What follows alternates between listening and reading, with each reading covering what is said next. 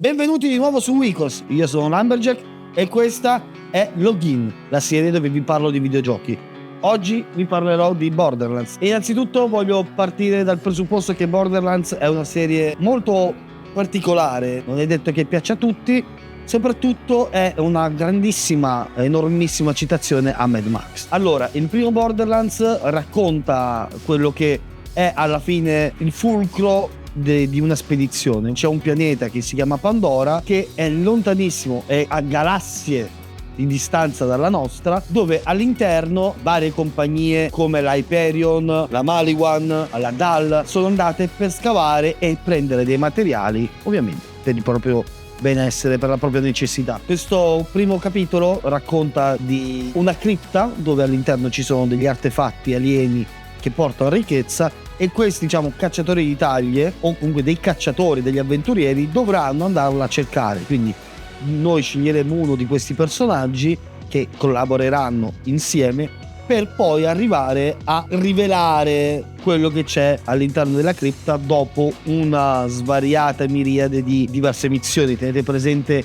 che ci dovrebbero essere all'incirca nel primo 130 missioni tra la quest principale e quelle secondarie. La cosa bella di Borderlands è la sua grafica. Il cel shading non è altro che, come potete vedere, un renderizzare degli oggetti 3D e scomporre i colori come se fosse colorato a mano, quindi migliorare i bordi rendendo i bordi neri e diminuire le varie sfumature cercando di renderle un po' più omogenee colore per colore, quindi dare quell'effetto cartunesco. Questo stesso effetto in realtà lo troviamo anche in un vecchio gioco che si chiama 13, che comunque consiglierò forse in un altro mini video. Detto questo, il primo Borderlands ha una storia che si collega poi successivamente al secondo Borderlands, dove di nuovo ci ritroveremo 4 personaggi diversi che però avranno una storia che si intreccerà completamente dopo il primo Borderlands, quindi con i personaggi del primo Borderlands e soprattutto con un altro Borderlands che è Borderlands The Pre-Sequel,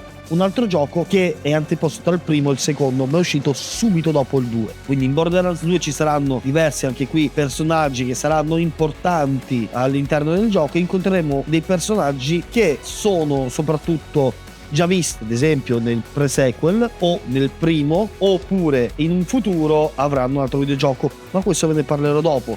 Questo è Borderlands 2. Borderlands The Pre-Sequel è anch'esso un gioco molto carino, ovviamente perde rispetto agli altri perché la storia e la mappa è molto più circoscritta a una luna di Pandora, quindi è una storia precedente dove si pensa che ci sia anche lì un'altra cripta da aprire per ovviamente scoprire i tesori all'interno, e avrete la possibilità di giocare un personaggio molto bello, uno dei miei preferiti, che è ricorrente in tutti i Borderlands, nonché il Claptrap. Claptrap non è altro che un piccolo robottino un po' solitario che è usato apposta per portare i vari materiali in giro e soprattutto sarà un NPC che ti darà varie missioni, dalla più intelligente alla più stupida. Detto questo, sarà un personaggio giocabile, il Claptrap si chiamerà, e nonché il mio personaggio preferito in questo capitolo pre-sequel. Ora ci spostiamo su Borderlands 3, anch'esso collegato ai primi Borderlands, e anche in questo ci saranno delle varie classi da scegliere tra la sirena, l'assassino, il robot. Ci sono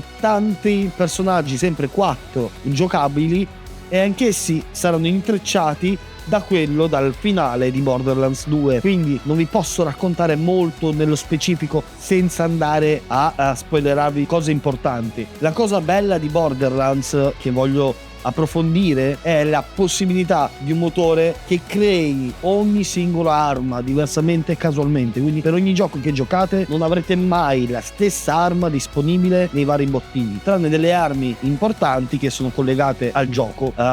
Ogni singolo marchio di armi ha la propria peculiarità, ogni arma ha un proprio livello, quindi a un certo punto vi sarà completamente inutile per andare avanti nella storia. Però la peculiarità di questo gioco è il fatto che troverete armi ovunque. L'arma migliore magari la troverete per caso mentre aprite una scatola, piuttosto che sconfiggendo un boss. Sarete voi a scegliere il tipo di arma da portare con voi. Detto questo, Borderlands è un gioco molto semplice, uno sparatutto e in prima persona. Io lo consiglio soprattutto se vi piace anche un po' di ironia. Troverete un gioco che non è serio, un gioco che vi intratterrà e vi farà tendenzialmente anche ridere. E infine ragazzi, è uscito il film di Borderlands. Seguiteci sui nostri social, Instagram, TikTok, Facebook, X, YouTube e soprattutto su Twitch.